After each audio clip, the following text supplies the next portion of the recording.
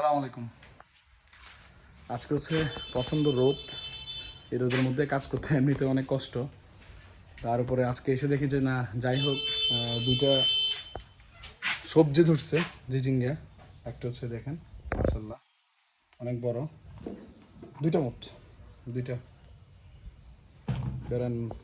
বাজার থেকে সবজির যে দাম, নিজে কিছু করছি বিধে হচ্ছে যে আপনার খেতে পারতেছি ফ্রেশ জিনিস আর কি। যাই হোক, এটা হচ্ছে মানে ফার্মিং জাত, তো ওই জন্য হচ্ছে এত বড় বড়। এটা দেশি না, দেশিটা হলে আরও অনেক ছোটো হইতো।